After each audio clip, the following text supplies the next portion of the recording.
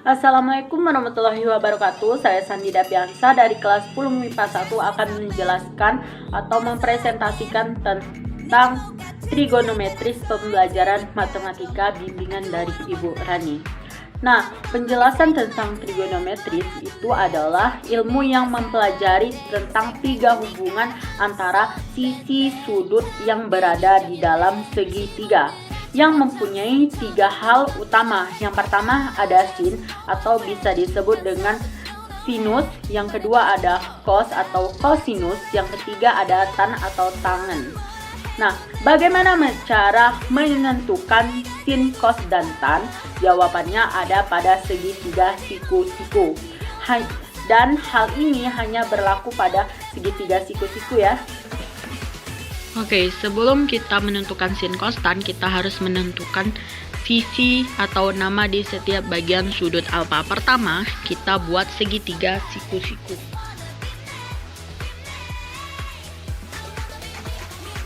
Dan berilah sudut. Dan di sudut ini kita beri tanda alfa. Berikutnya kita beri nama berdasarkan sudut atau sisi alfa. Yang di sisi miring ini kita sebut sisi miring. Dan di bagian ini kita beri nama depan. Dan di sini kita beri nama samping. Nah, jadi semua ini hanya berlaku di segitiga siku-siku saja. Bagaimana cara menentukan rumus sin cos tan? Yang pertama adalah kita ambil bagian sin.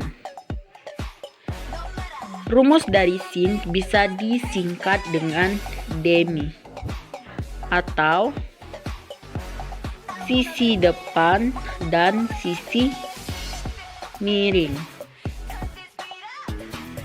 Yang berikutnya adalah rumus cos. Bisa disingkat dengan sami atau samping per miring. Berikutnya kita menentukan rumus tan.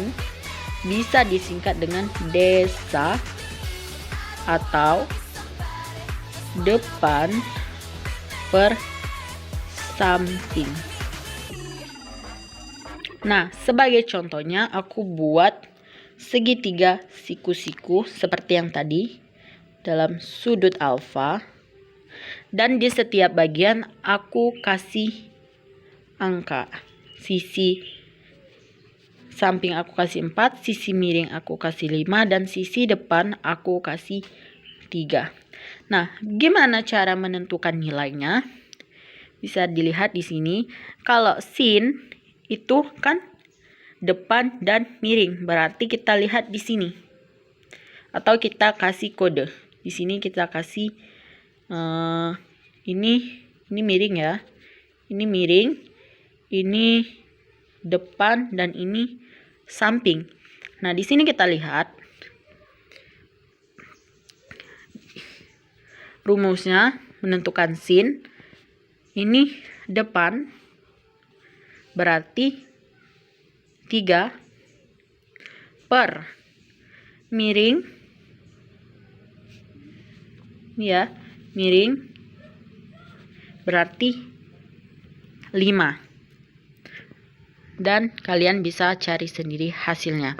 Dan untuk menentukan cos, kita lihat rumus samping dan miring. Kita lihat di sini samping 4 per miring. Ini miring ya. Hasilnya 5. Dan kalian juga bisa menentukan hasilnya. Nah, berikutnya untuk tan, kita bisa lihat di sini rumusnya adalah depan dan samping. Kalau depan berarti 3, kalau samping berarti 4. Dan itulah cara menentukan sin cos tan. Nah, mudah banget kan cara menentukan trigonometris, arti, dan hal dasar pada trigonometris seperti sin, kostan, dan contohnya. Dan bukan hanya itu, pada bagian kedua adalah trigonometris dalam sudut istimewa. Jadi, lanjut ke trik berikutnya. Nah, bukan sampai situ saja. Berikutnya ada bagian tentang trigonometris sudut istimewa. Nah, sebenarnya trigonometri sudut istimewa ini adalah hal yang mempunyai nilai sederhana dan mudah banget dihafal. Tapi kalau kita mau hafal sekaligus mungkin susah. Tapi aku akan ajarin cara mudahnya. Yang pertama, kita buat tabel dulu ya. Oh, bukan gini ya, salah. 0 derajat, 30 derajat, 45 derajat, 60 derajat, dan 90 derajat. Dan kita buat kotak 3 bagian aja. 3 bagian aja ya. Oke, di setiap bagian nilai-nilainya kita buat seperti ini supaya lebih mudah ya.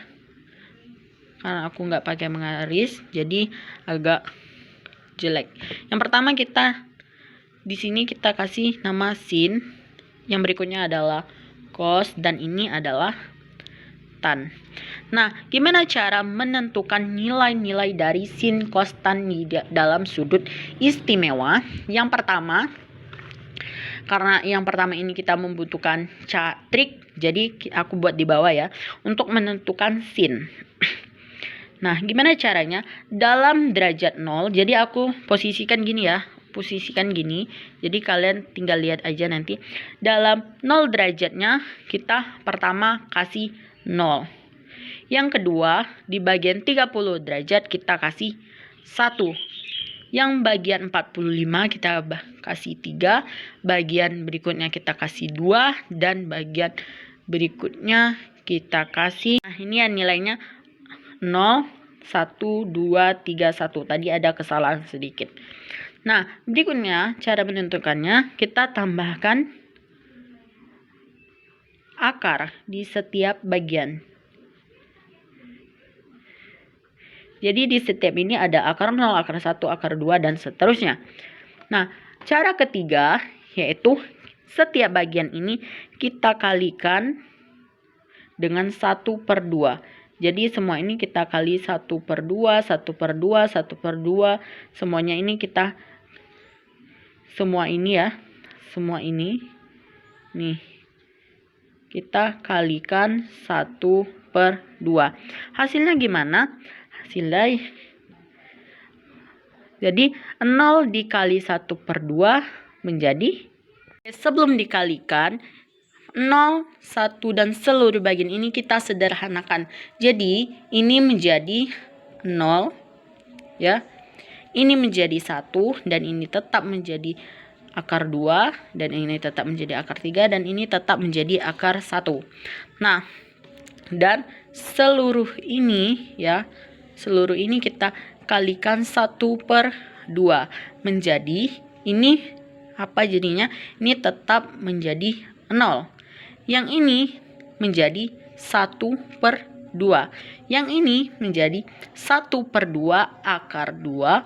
Dan ini 1/2 akar 3. Dan ini menjadi, ini yang tadinya akar 1 menjadi 1. Jadi hasilnya kita pindahkan ke sini. Ini 0. Yang ini 1/2. Yang ini 1/2 akar 2. Yang ini 1/2 akar 3, dan ini 1. Nah, untuk menentukan cos kita tinggal putar saja. Yang 90 derajat 1 ini kita pindahkan ke sini. Yang ini kita pindahkan ke sini. Yang 45 derajat ini masih tetap. Dan yang ini pindah ke sini. Dan yang ini pindah ke sini. Nah, cara menentukan tan yaitu dengan membagi sin dan cos. 0 dibagi 1 menjadi 0. Nah, yang ini dibagikan ini menjadi 1 akar 3. Dan yang ini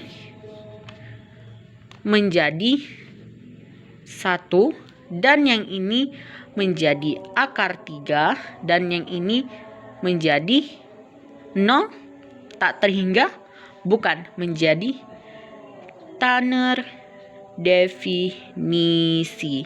Jadi diingatkan ya, bukan 0, bukan tak terhingga, tapi Tanner definisi. Nah, jadi itulah tadi tentang trigonometri, tentang sudut istimewa. Nah, berikutnya kita akan beralih ke kuadrat atau penggolongan atau pengklasifikasian sudut. Nah, langsung aja ke caranya.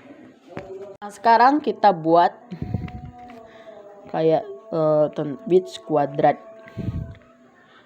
Nah, ini adalah kuadrat 1 yang mempunyai dari 0 derajat sampai 90 derajat.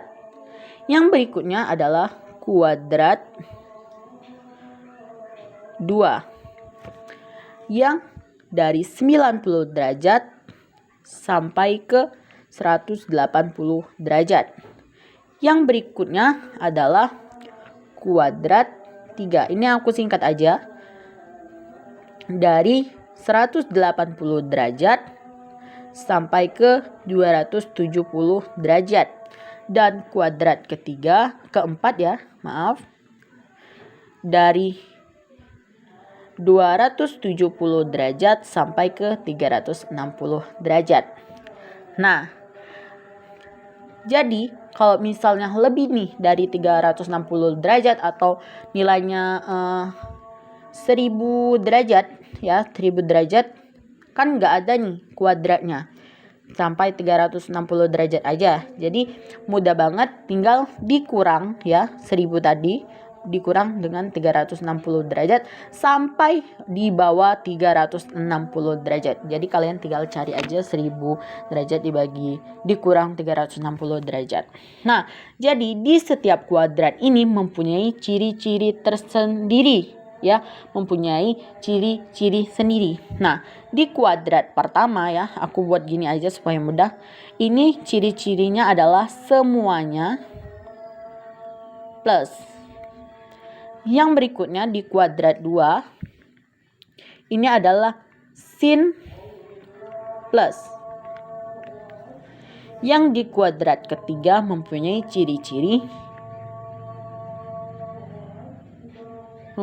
ciri-ciri tan plus. Dan di kuadrat 4 mempunyai ciri-ciri cos plus. Jadi semuanya mempunyai ciri-ciri tersendiri. Nah, itu aja tentang sisi kuadrat.